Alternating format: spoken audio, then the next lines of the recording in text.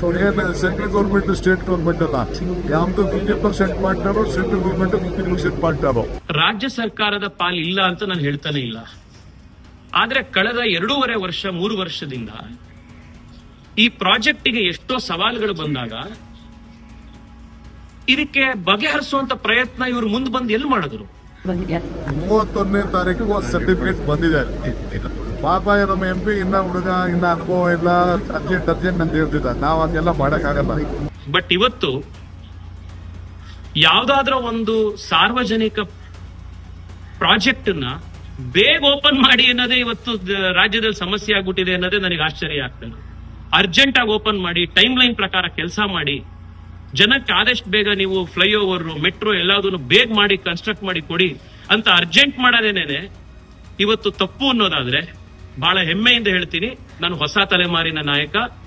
ಬೆಂಗಳೂರಿಗೆ, ರಾಜ್ಯಕ್ಕೆ, ದೇಶಕ್ಕೆ ಈ ರೀತಿಯ ಪೊಲಿಟಿಕಲ್ ಕಲ್ಚರ್ ಬೇಕು ಅನ್ನುವಂಥದ್ದೇನೆ ಪ್ರಧಾನಮಂತ್ರಿಗಳು ಇವತ್ತು ಸ್ಥಾಪನೆ ಮಾಡಿರೋದು. 31ನೇ ತಾರೀಕು 30 ಜುಲೈ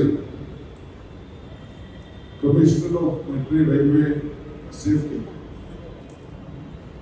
ಅವರು ನಮಗೆ ಇದನ್ನ ಇನಾಗ್ರೇಟ್ ಮಾಡಬಹುದು, ಸೇಫ್ಟಿ ಇದೆ ಅಂತ ಹೇಳಿ ಅವರು ನಮಗೆ ಪತ್ರ ಬಂದಿದ್ದಾರೆ. ನಾವು ಪ್ರೈಮ್ ಮಿನಿಸ್ಟರ್ಗೆ ಈ ವಿಚಾರವನ್ನು ತಿಳಿಸಿದ್ದೇವೆ. ಸೆಂಟ್ರಲ್ ಯೂನಿಯನ್ ಮಿನಿಸ್ಟರ್ ಕೂಡ ಅವರು ಗಮನಕ್ಕೆ ಅವರ ಮುಖಾಂತರನೇ ಈ ಕಾಗದ ಬಂದಿದೆ. ಸೊ ಪ್ರೈಮ್ ಮಿನಿಸ್ಟರ್ ಅವರು 10ನೇ ತಾರೀಕಿಗೆ ಟೈಮ್ ಕೊಟ್ಟಿದ್ದಾರೆ. ಇನ್ನ ಪ್ರೋಗ್ರಾಮ್ ಯಾವ ರೀತಿ ಇರಬೇಕು ಅಂತ ವರ್ಕೌಟ್ ಮಾಡ್ತಾ ಇದ್ದಾರೆ. ಯಾಕೆಂದ್ರೆ ರೈಲ್ವೆ ಸ್ಟೇಷನ್ ಅಲ್ಲೂ ಕೂಡ ಒಂದು ಕೇಂದ್ರ ಸರ್ಕಾರದ ರೈಲ್ವೆ ಇಲಾಖೆಯ ಪ್ರೋಗ್ರಾಮ್ ಅಂತ ಇದೆ. ಇದು ಕೂಡ ಇನಾಗ್ರೇಟ್ ಮಾಡಬೇಕು ಅನ್ನೋದು ನಾವು ರಿಕ್ವೆಸ್ಟ್ ಮಾಡಿದ್ದೀವಿ. ಇವತ್ತು ನಾನು ರಿಚಿ ಮಾಡ್ತಾ ಇದ್ದೀನಿ, ಎಲ್ಲೆಲ್ಲೇನು ಯಾವ ರೀತಿ ಏನು ಅಂತ ಹೇಳಿ ನನ್ನ ಸಜೆಷನ್ ಕೂಡ ಕೊಡ್ತಾ ಇದ್ದೀನಿ. 19.15 ಕಿಲೋಮೀಟರ್ ಇರುವಂತ ಒಂದು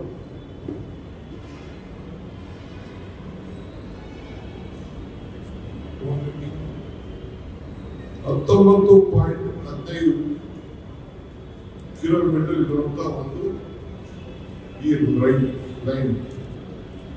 7,610 ಕೋಟಿ ರೂಪಾಯಿ ಇದಕ್ಕೆ ಖರ್ಚಾಗಿದೆ. 14 ಸ್ಟೇಷನ್ಸ್ ಇರ್ತದೆ.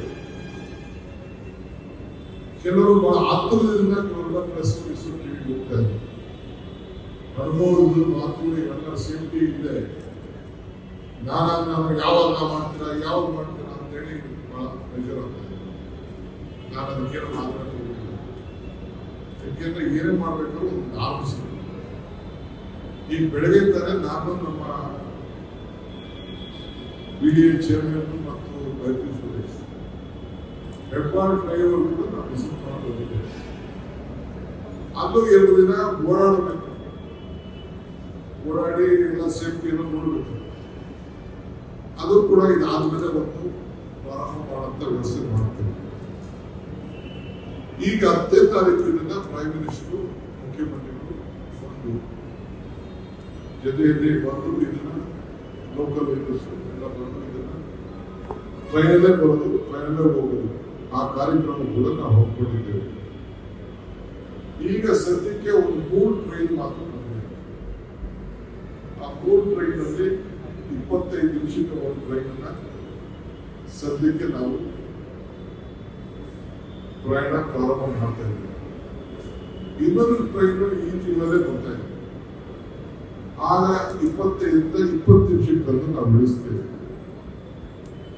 ಸೊ ಇವತ್ತು ಬಹಳ ದಿನದಿಂದ ಇದ್ದಂತ ಈ ಒಂದು ವ್ಯವಸ್ಥೆ ಈ ಆಗಸ್ಟ್ ನಲ್ಲಿ ಪ್ರಾರಂಭ ಮಾಡಬೇಕು ಅಂತ ನಮ್ಮ ಸರ್ಕಾರದ ಒಂದು ಒತ್ತಡ. ನಾಗರಿಕರಿಗೆ ಇದು ಬಹಳ ಅನುಕೂಲಕರವಾದಂತ ಕೆಲಸವನ್ನ, ಸೇವೆಯನ್ನು ಮಾಡುವಂತ ಕೆಲಸ. ಇವತ್ತು ಎಲ್ಲೋ ಲೈನಿಂದ ನಾವು ಹುಡುಗಿದ್ದೇವೆ. ಸೊ ಯಾರ್ಯಾರು ಇದಕ್ಕೆ ದುಡಿದಿದ್ದಾರೆ, all the metro staff and the contractors on behalf of government of Karnataka and government of India ಮತ್ತು ಬೆಂಗಳೂರಿನ ಎಲ್ಲ ನಾಗರಿಕರ ಪರವಾಗಿ ನಾನು ಆ ಎಲ್ಲ ನಮ್ಮ ಮೆಟ್ರೋ ಸಿಬ್ಬಂದಿಯವರಿಗೆ ಮತ್ತು ಕೆಲಸ ಮಾಡಿದವರಿಗೆ ನಾನು ಈ ಸರ್ಕಾರ ಪರವಾಗಿ ನಾನು ಅವರಿಗೆ ಅಭಿನಂದಿಸ್ತಾ ಇದ್ದೀನಿ. ಹಿಂದೆ ನಮ್ಮ ಮಹೇಶ್ವರ ಅವರು ಕೂಡ ಇದ್ದಿದ್ದು, ಅವರು ಕೂಡ ಇಲ್ಲಿ ಎಂ ಪಿ ಆಗಿದ್ದರು. ಅವ್ರ ಹಿಂದೆ ಕೂಡ ಈಗೇನು ನಮ್ಮ CM ಪ್ರಿನ್ಸಿಪಲ್ ಸೆಕ್ರೆಟರಿ ಇದ್ದಾರೆ ಅಂಜುಮ್ ಪರ್ವೇಸ್, ಅವರು ಕೂಡ ಇದ್ದರು, ಅವರು ಕೆಲಸ ಮಾಡಿದ್ದಾರೆ. ಅವ್ರ ಜೊತೆಗೆ ಎಲ್ಲ ಟೀಮ್ ಕೂಡ ಕೆಲಸ ಮಾಡಿದ್ದಾರೆ. ಇವರೆಲ್ಲರೂ ಕೂಡ ಇವತ್ತು ಇದನ್ನ ಬಹಳ ಅಚ್ಚುಕಟ್ಟಾಗಿ ಮಾಡಿದ್ದಾರೆ. ಈ ಸೆಕ್ಷನ್ ಇದೆಯಲ್ಲ, ಇದು ITBTಗೆ ಯಾವ ರೀತಿ ಮಹದೇವಪುರ ಆ ಏರಿಯಾಗೆ, ವೈಟ್ ಫೀಲ್ಡ್ ಏರಿಯಾಗೆ ಬಹಳ ಪ್ರಮುಖವಾದ ಲೈನ್, ಹಂಗೆ ಇದು ಕೂಡ ಲೈನ್. ಸೊ ಬಹುಶಃ ಈಗ ನಮ್ಮೆಲ್ಲ ಎಲೆಕ್ಟ್ರಾನಿಕ್ ಸಿಟಿಗೆ ಕೆಲಸಕ್ಕೆ ಬರುತ್ತವರು ರಾಜ್ಯದ ಬೆಂಗಳೂರಿನ ಯಾವ ಮೂಲೆಯಿಂದ ಬರಲಿ ಇದಕ್ಕೆ ವೆಲ್ ಕನೆಕ್ಟೆಡ್ ಇದೆ. 19 ಕಿಲೋಮೀಟರ್ ಕಡಿಮೆ ಅಲ್ಲ. ಎಲ್ಲಿಂದ ಬೇಕಾದ್ರೆ ಬಂದು ತಿರ್ಗಾ ವಾಪಸ್ ಬಂದು ನೀವು ಮೆಜೆಸ್ಟಿಕ್ ಇಂದ ಇರ್ಬೋದು, ಆ ಎಲೆಕ್ಟ್ರಾನಿಕ್ಸ್ ಇದರಿಂದ ITBT ಎಲ್ಲ ಕಡೆ ಕನೆಕ್ಷನ್ ಇದೆ. ಒಂದು ಸ್ಟೇಷನ್ ಎಲ್ಲೊಂದು ಲೈನಿಂದ ಇನ್ನೊಂದು ಲೈನ್ ಶೂಟ್ ಆಗಿ ಎಲ್ಲ ಆ ದೃಷ್ಟಿಯಿಂದ ಇದಕ್ಕೆ ನಾವು ದೊಡ್ಡ ಕಾರ್ಯಕ್ರಮ ಮಾಡ್ತಾ ಇಲ್ಲ.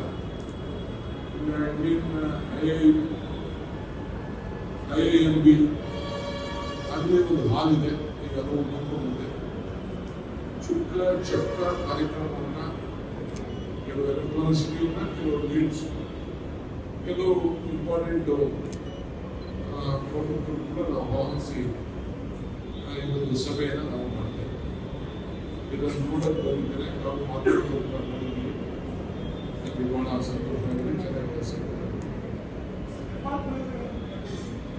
ಡಿಪಾರ್ಟ್ಮೆಂಟ್ ಅವರು ಇದಾದ್ಮೇಲೆ 15ನೇ ತಾರೀಕು ಒಂದು ಡೇಟ್ CM ಡೇಟ್ ತೆಗೆದುಕೊಂಡು ಅದನ್ನು ಕೂಡ ಉದ್ಘಾಟನೆ ಮಾಡುವಂತ ಕೆಲಸ ನಾವು ಮಾಡ್ತೀವಿ.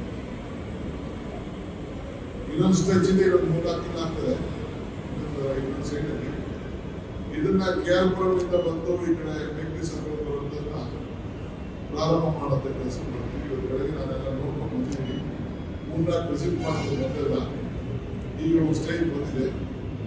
ಒಂದು 2 ದಿನ ಸ್ವಲ್ಪ ಪಬ್ಲಿಕ್ ರೋಡ್ ಸೆಟ್ಟಿಂಗ್ ಅವಕಾಶ ಮಾಡ್ಕೊಡ್ತೀವಿ. ಅದಾದ್ಮೇಲೆ ನಾವು ಗೇಟ್ ನಾವೇನು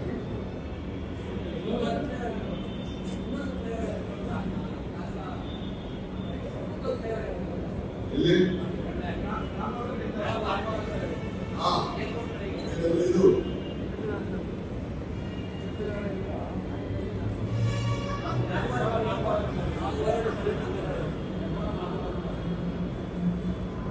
ಅಲ್ಲಿ ಇರೋದು ಹೊಸ ಫ್ಲೈ, ಇದನ್ನ 100 ರೂಪಾಯಿ ಕೊಡ್ತಾರೆ. ಈಗಾಗಲೇ ಅದಕ್ಕೆ ರೆಡಿ ಮಾಡ್ತಾ ಇದ್ದಾರೆ. ಇದರಿಂದ ಇಲ್ಲಿ ST ಮಾಲಿಂದ ನಮ್ಮ ಯೂನಿವರ್ಸಿಟಿ ಇನ್ನೊಂದು ಹೊಸ ಈ ತರದ ಮೇಲೆ ಟ್ರಾಫಿಕ್ ನ ಈಸ್ ಔಟ್ ಮಾಡಕ್ಕೆ ಇನ್ನೊಂದು 2 ವರ್ಷದೊಳಗೆ ಮುಗಿಬೇಕು ಅಂತ ಇನ್ನೊಂದು ಹೊಸ ಟರ್ಮಿನ ಆಲಯ ಸದ್ಯದಲ್ಲೇ ಕ್ಯಾಬಿನೆಟ್ ಕೊಡ್ತಾ ಇದೆ.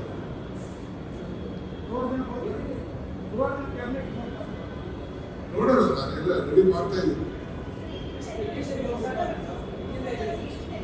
ಅದು 1.5 ಕಿಲೋಮೀಟರ್, ಅದು ಊರಿಗಿಲ್ಲ, ಕಟ್ ಅಂಡ್ ಕವರ್ ಮಾಡ್ತಾ ಇದ್ದೀನಿ. ಜಲ್ದಿ ಟ್ರಾಫಿಕ್ ಸ್ವಲ್ಪ ಈಸೋಟ್ ಮಾಡಬೇಕು ಅಂತ ಹೇಳಿ ಆ ಜಾಗದಲ್ಲಿ ಈ ಟನಲ್ ಅನ್ನೋದು ಸ್ವಲ್ಪ ಇದ್ರದ್ದು ಬೇರೆ, ಅದೊಂದು ಟನಲ್ ಯಾಕೆಂದ್ರೆ ಬೇರೆ ರೀತಿಯಲ್ಲಿ ನಾವು ಮಾಡ್ತೇವೆ.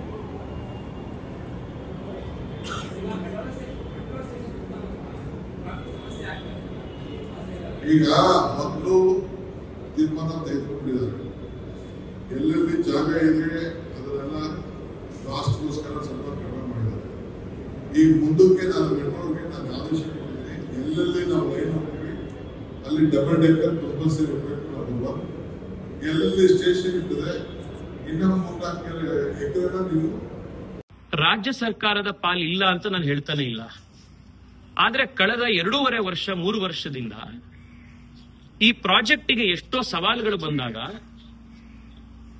ಇದಕ್ಕೆ ಬಗೆಹರಿಸುವಂತ ಪ್ರಯತ್ನ ಇವರು ಮುಂದೆ ಬಂದು ಎಲ್ಲಿ ಮಾಡಿದ್ರು? ಇದಕ್ಕೆ ಉತ್ತರ ಕೊಡಬೇಕಿದೆ ಅವರು.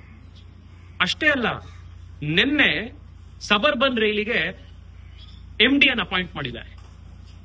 ಅವರಿಗೆ ಕನ್ಕರೆಂಟ್ ಚಾರ್ಜ್ ಇದೆ. ಕಳೆದ 3 MDಗಳು ಸಬರ್ಬನ್ ರೈಲಿಗೆ ರೈಲಿಗೆ ಅಪಾಯಿಂಟ್ ಆಗಿರುವಂತ 3 ಜನ MDಗಳು ಕನ್ಕರೆಂಟ್ ಚಾರ್ಜ್ ಅಲ್ಲಿ ಇರುವ. ಫುಲ್ ಟೈಮ್ MD ಕಳೆದ 3 ಅವಧಿಗಳಿಂದ ಸಬರ್ಬನ್ ರೈಲಿಗಿಲ್ಲ. ಇವತ್ತು ಯೆಲ್ಲೋ ಲೈನ್ ಮೆಟ್ರೋ ಯಾವ ಸ್ಥಿತಿಯಲ್ಲಿದೆಯೋ, ಯಾವ ಸ್ಥಿತಿಯಲ್ಲಿ ಇತ್ತೋ ಅದೇ ಸ್ಥಿತಿ ಯೆಲ್ಲೋ ಲೈನ್ ನಮ್ಮ ಸಬರ್ಬನ್ ರೈಲ್ಗೂ ಇದೆ. ಇವತ್ತು 4 ಕಾರಿಡಾರ್ ಪ್ರಾಜೆಕ್ಟ್ಗಳು ಇವತ್ತು ನಿಂತಿದೆ. ಯಾವ ಟೆಂಡರ್ಗಳನ್ನ ಕೊಟ್ಟು L&Tಗೆ ಮತ್ತೊಬ್ಬರಿಗೆ ಟೆಂಡರ್ ಕೊಟ್ಟಿದ್ರು, ಟೆಂಡರ್ ಕೊಟ್ಟಿರೋರು ಕೂಡ ಇವತ್ತು ವಾಪಸ್ ತಗೊಂಡಿದ್ದಾರೆ, ಕೆಲಸ ಮಾಡೋದನ್ನ ನಿಲ್ಲಿಸಿದ್ದಾರೆ. ರಾಜ್ಯ ಸರ್ಕಾರದ ಕೆಲಸ ಇರುವಂತದ್ದು ಈ ಪ್ರಾಜೆಕ್ಟ್ ಗಳನ್ನ ಲ್ಯಾಂಡ್ ಅಕ್ವಿಸಿಷನ್ ಮಾಡಿಸಿ ಟೆಂಡರ್ ಗಳನ್ನ ಕರೆದು ಎಕ್ಸಿಕ್ಯೂಟ್ ಮಾಡಿಸುವಂತದ್ದು. ಇದರಲ್ಲಿ ಸಂಪೂರ್ಣವಾಗಿ ವಿಫಲರಾಗಿದ್ದಾರೆ ಇವರು. ಇದು ರಾಜ್ಯ ಸರ್ಕಾರ ಇವತ್ತು ಉತ್ತರ ಕೊಡಬೇಕಾಗಿದೆ. ಸರ್, ಈಗ ನಿನ್ನೆ ಮಾನ್ಯ ಉಪಮುಖ್ಯಮಂತ್ರಿಗಳು DK ಶಿವಕುಮಾರ್ ಅವರು ಯೆಲ್ಲೋ ಲೈನ್ ನ ಇನ್ಸ್ಪೆಕ್ಷನ್ ಮಾಡಾದ್ಮೇಲೆ ಇನಾಗ್ರೇಷನ್ಗಿಂತ 3 ದಿವಸ ಮುಂಚೆ ಅವರು ಸಮಯ ಮಾಡ್ಕೊಂಡು ಹೋಗಿದ್ದಾರೆ. ಅವರಿಗೆ ಅಭಿನಂದನೆಗಳು, ಕೃತಜ್ಞತೆ. ಬಟ್ ನಿನ್ನೆ ಅವರು ಆ ಸಂದರ್ಭದಲ್ಲಿ ಹೇಳಿದ್ರು, ನಮ್ಮ MP ಇನ್ನೂ ಬಹಳ ಚಿಕ್ಕ ಹುಡುಗ, ಬಹಳ ಅರ್ಜೆಂಟ್ ಮಾಡ್ತಾ ಇದ್ದಾನೆ, ಇದರ ಓಪನಿಂಗಿಗೆ ಬಹಳ ಅರ್ಜೆಂಟ್ ಮಾಡ್ತಾ ಇದ್ದ ಅಂತ. ನಾನು ಅವರಿಗೆ ಬಹಳ ವಿನಯಪೂರ್ವಕವಾಗಿ ಹೇಳಲಿಕ್ಕೆ ಇಚ್ಛೆ ಪಡ್ತೇನೆ, ವಿನಮ್ರತೆಯಿಂದ ಹೇಳಲಿಕ್ಕೆ ಇಚ್ಛೆ ಪಡ್ತೇನೆ. ಹೌದು, ನಾನು ಹೊಸ ತಲೆಮಾರಿನವನು, ಅದಕ್ಕೆ ನನಗೆ ಅರ್ಜೆಂಟ್ ಆಗಿ ಕೆಲಸ ಆಗಬೇಕು ಅಂತಿದೆ, ಅದಕ್ಕೆ ನಾನು ಅರ್ಜೆಂಟ್ ಮಾಡ್ತಾ ಇದ್ದೀನಿ. ಬೆಂಗಳೂರಿನಲ್ಲಿ ಈಜಿಪುರ ಫ್ಲೈಓವರ್ ಕಟ್ಟಕ್ಕೆ 2 ಕಿಲೋಮೀಟರ್ ಫ್ಲೈಓವರ್ ಕಟ್ಟಕ್ಕೆ 8.5 ವರ್ಷ ಆಯಿತು. ಅದು ನನ್ನ ತಲೆಮಾರಿನವರಿಗೆ ಸರಿ ಅನ್ಸಲ್ಲ. ಅದು ಒಂದು metro line construction civil work ಎಲ್ಲ ಕಂಪ್ಲೀಟ್ ಆದ್ಮೇಲೂ ಕೂಡ 3.5-4 ವರ್ಷ ಹಾಗೆ ಕಾಯ್ಕೊಂಡಿರತ್ತೆ. ಈಗಲೂ ಅರ್ಜೆಂಟ್ ಮಾಡಬಾರದು ಅಂತಂದ್ರೆ ಜನಕ್ಕೆ ಯಾವ ವಿಷಯಕ್ಕೆ ನಾವು ಅರ್ಜೆಂಟ್ ಮಾಡಬೇಕು? Congress party represents politics of delay ಮಾಡೋದೇನೆ ಅವರದ್ದು ಪಾಲಿಟಿಕ್ಸ್. ಆನಮಟ್ಟಿ ಡ್ಯಾಮ್ ಕತೆ ನಿಮಗೆ ಗೊತ್ತಿದೆ. ಲಾಲ್ ಬಹದ್ದೂರ್ ಶಾಸ್ತ್ರಿ ಅವರು ಬಂದು ಶಂಕುಸ್ಥಾಪನೆ ಮಾಡಿದ್ರು. ಮನಮೋಹನ್ ಸಿಂಗ್ ಅವ್ರ ಕಾಲದಲ್ಲಿ, ವಾಜಪೇಯಿ ಅವ್ರ ಕಾಲದಲ್ಲಿ ಅದು ಕಂಪ್ಲೀಟ್ ಆಯ್ತು. ಇಂದಿರಾ ಗಾಂಧಿ ಅವರು ಶಂಕುಸ್ಥಾಪನೆ ಮಾಡೋರು, ಸೋನಿಯಾ ಗಾಂಧಿ ಅವರು ಉದ್ಘಾಟನೆ ಮಾಡೋರು. ಈ ಸ್ಪೀಡ್ ಅಲ್ಲಿ ಕಾಂಗ್ರೆಸ್ ಪಾರ್ಟಿ ದೇಶ ನಡೆಸಿದ್ರಿಂದ, ಅರ್ಜೆಂಟ್ ಮಾಡದಲ್ಲೇ ಇದ್ದಿದ್ರಿಂದ ದೇಶ ಈ ಸ್ಥಿತಿಗೆ ಬಂದಿತ್ತು. ಇವತ್ತು ಬೆಂಗಳೂರಿನಲ್ಲಿ ಮೆಟ್ರೋ ಬೇಕಾಗಿರೋದು, ಬಸ್ ಬೇಕಾಗಿರೋದು ದೊಡ್ಡ ದೊಡ್ಡ SUV ಇಟ್ಕೊಂಡು ಓಡಾಡುವಂತ ಜನಕ್ಕಲ್ಲ. ಯಾರ ಹತ್ರ ಬಸ್ ಇಲ್ಲ, ಕಾರ್ ಇಲ್ಲ, ಯಾರ ಹತ್ರ ದೊಡ್ಡ SUVಗಳಿಲ್ಲ, ಸಾಮಾನ್ಯ ಜನ ಯಾರು ಓಡಾಡ್ತಾರೆ ಅವರಿಗೆ ಇದು ಅರ್ಜೆಂಟ್ ಆಗಿ ಬೇಕಾಗಿರೋದು.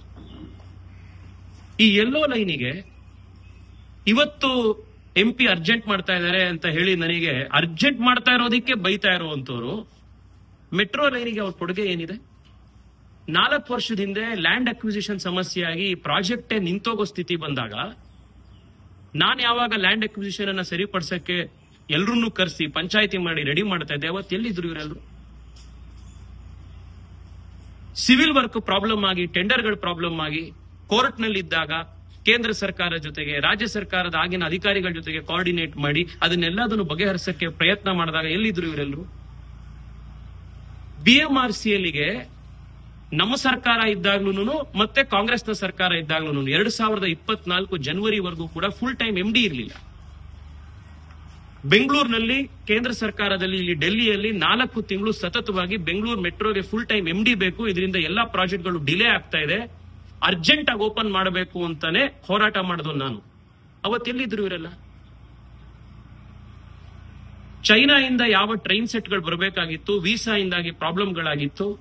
ಕಲ್ಕತ್ತಾದಲ್ಲಿ ಫ್ಯಾಕ್ಟರಿ ಪ್ರಾರಂಭ ಆಗ್ತಾ ಇರಲಿಲ್ಲ. ಅವಾಗ ಕಲ್ಕತ್ತಾದಲ್ಲಿ ಹೋಗಿ ವಿಸಿಟ್ ಮಾಡಿ ಫ್ಯಾಕ್ಟರಿ ಶುರು ಮಾಡಿಸಿ ಅಸೆಂಬ್ಲಿಯಲ್ಲಿ ಬೇಕಾಗಿರುವಂತ ಇಂಜಿನಿಯರ್ಗಳಿಗೆ ಜೈಶಂಕರ್ ಅವರನ್ನು ಹಿಡಿದು, ಅಮಿತ್ ಶಾ ಅವರನ್ನು ಹಿಡಿದು ವೀಸಾಗಳನ್ನು ತರಿಸ್ಕೊಂಡು ಅದು ಉದ್ಘಾಟನೆ ಆಗೋ ಅದನ್ನ ಬೆಂಗಳೂರಿಗೆ ಕಳಿಸುವಂತ ಟೈಮ್ನಲ್ಲಿ ಕಸ್ಟಮ್ಸ್ ಪ್ರಾಬ್ಲಮ್ ಆದಾಗ ಆ ಪ್ರಾಬ್ಲಮ್ಗಳನ್ನ ಸಾಲ್ವ್ ಮಾಡಿಸಿ ಅವಾಗ ಎಲ್ಲಿದ್ರು ಇವರೆಲ್ಲರೂ? ಕಳೆದ 2 ವರ್ಷದಲ್ಲಿ ಅರ್ಧ ಡಜನ್ ಟೈಮು ಯೆಲ್ಲೋ ಲೈನಿಗೆ ಮುಹೂರ್ತ ಫಿಕ್ಸ್ ಮಾಡಿ ಅದನ್ನ ಮಿಸ್ ಮಾಡಿದ್ದಾರೆ BMRCL. 1 ತಿಂಗಳ ಹಿಂದೆ ಸಾರ್ವಜನಿಕರನ್ನ ಅವರ ಪರವಾಗಿ 100 ಜನನ್ನ ಒಟ್ಟಿಗೆ ಹಾಕೊಂಡು BMRCL ಆಫೀಸಿಗೆ ನಾವು ಪ್ರತಿಭಟನೆ ಮಾಡಿದಾಗ 15ನೇ ತಾರೀಕು ಒಳಗಡೆ ಇದನ್ನು ಓಪನ್ ಮಾಡಿಸ್ಲೇಬೇಕು ಅನ್ನುವಂತ ಪಣ ತೊಟ್ಟಾಗ ಎಲ್ಲಿದ್ರು ಇವರೆಲ್ಲರೂ? ಇವತ್ತು ಓಪನ್ ಆಗೋದಕ್ಕಿಂತ 3 ದಿವಸ ಮುಂಚಿತವಾಗಿ MP ಅರ್ಜೆಂಟ್ ಮಾಡ್ತಾ ಇದ್ದಾನೆ, MP ಬಹಳ ಚಿಕ್ಕ ಹುಡುಗ ಅಂತ ಹೇಳೋರಿಗೆ ನಾನು ಇದನ್ನೇ ಹೇಳ್ತಾ ಇರುವಂತದ್ದು. ಈ ಹಳೆ ಕಾಲದ ಪಾಲಿಟಿಕ್ಸ್, ಒಂದೊಂದು ಬ್ರಿಡ್ಜ್ ಕಟ್ಟಕ್ಕೆ 15 ವರ್ಷ 30 ವರ್ಷ ಈ ರಾಜಕಾರಣ ಮುಗೀತು. ನಮ್ಗೆ ಅಕೌಂಟಬಿಲಿಟಿ, ಡೆಲಿವರಿ ಮತ್ತೆ ಅರ್ಜೆಂಟ್ ಆಗಿ ಸ್ಪೀಡ್ ಆಗಿ ಕೆಲಸ ಮಾಡಬೇಕಾಗಿರುವಂತದ್ದು ಇವತ್ತಿನ ರಿಕ್ವೈರ್ಮೆಂಟ್. ಇಂದಿರಾ ಗಾಂಧಿ ಶಂಕುಸ್ಥಾಪನೆ ಮಾಡಿ ಸೋನಿಯಾ ಗಾಂಧಿ ಉದ್ಘಾಟನೆ ಮಾಡೋ ಯೋಗ ಮುಗೀತು. ಇದು ನರೇಂದ್ರ ಮೋದಿ ಅವರ ಕಾಲ. ಶಂಕುಸ್ಥಾಪನೆನೂ ನಾವೇ ಮಾಡ್ತೀವಿ, ಇದರ ಉದ್ಘಾಟನೆನೂ ನಾವೇ ಮಾಡ್ತೀವಿ. ನಮ್ಮ ಜನಕ್ಕೆ ಆದಷ್ಟು ಬೇಗ ಸಮಸ್ಯೆಯನ್ನು ಬಗೆಹರಿಸುವಂತ ನಾಯಕತ್ವವನ್ನ ದೇಶಕ್ಕೆ ನಾವಾಗ್ಲೇ ಕೊಟ್ಟಿದೀವಿ. ಇದೇ ಕಲ್ಚರ್ ಅನ್ನ ನಾವು ಬೆಂಗಳೂರಿನಲ್ಲೂ ಅಳವಡಿಸ್ತಾ ಇದ್ದೀವಿ. ಸರ್, ಈಗ ಡಿಲೇ ಆಗಿರೋದು ಈ ಡೇಟ್ಗಳಲ್ಲ. ಇದರಲ್ಲಿ 2 ವಿಷಯ ಇದೆ. ನಾನು ನಿಮಗೆ ಈಗಾಗಲೇ ಹೇಳಿದೆ ಯೆಲ್ಲೋ ಲೈನ್ ಯಾವ್ಯಾವ ರೀತಿ ಸಮಸ್ಯೆಗಳಲ್ಲಿ ಇತ್ತು ಅಂತ. ಕಳೆದ 2.5 ವರ್ಷದಲ್ಲಿ BMRCL ನ ಯೆಲ್ಲೋ ಲೈನ್ ಅನ್ನ ಎಕ್ಸ್ಪೆಡೈಟ್ ಮಾಡುವಂತ ಅರ್ಜೆಂಟ್ ಆಗಿ ಕಾಮಗಾರಿ ಮುಗಿಸೋದಕ್ಕೆ ರಾಜ್ಯ ಸರ್ಕಾರ ಏನ್ ಕೊಡುಗೆ ಕೊಟ್ಟಿದೆ? ಇವ್ರು ಏನ್ ಮಾಡಿದ್ದಾರೆ? ಇವತ್ತು ಬಂದು ಇಷ್ಟೆಲ್ಲ ಮಾತನಾಡ್ತಾ ಇರೋರು. ಇನ್ನು 30ನೇ ತಾರೀಕು ಕ್ಲಿಯರೆನ್ಸ್ ಸರ್ಟಿಫಿಕೇಟ್ ಬಂತು. ನಾನು 1ನೇ ತಾರೀಕು ಮಾನ್ಯ ಪ್ರಧಾನಮಂತ್ರಿಗಳನ್ನ ಭೇಟಿ ಮಾಡಿದೆ. 1ನೇ ತಾರೀಕು ನಾನು ಅವ್ರಿಗೆ ರಿಕ್ವೆಸ್ಟ್ ಮಾಡಿದೆ, ಸರ್ ಇದು ಡಿಲೇ ಆಗಿದೆ ಪ್ರಾಜೆಕ್ಟ್, ನಿನ್ನೆ ಕ್ಲಿಯರೆನ್ಸ್ ಬಂತು ಅಂತ.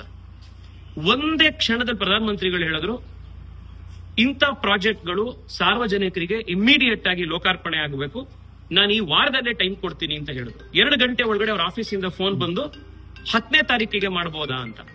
ಇದು ಪ್ರಧಾನಮಂತ್ರಿಗಳು ಆದಷ್ಟು ಬೇಗ ಅಂತ ಮಾಡಿರುವಂತದ್ದು.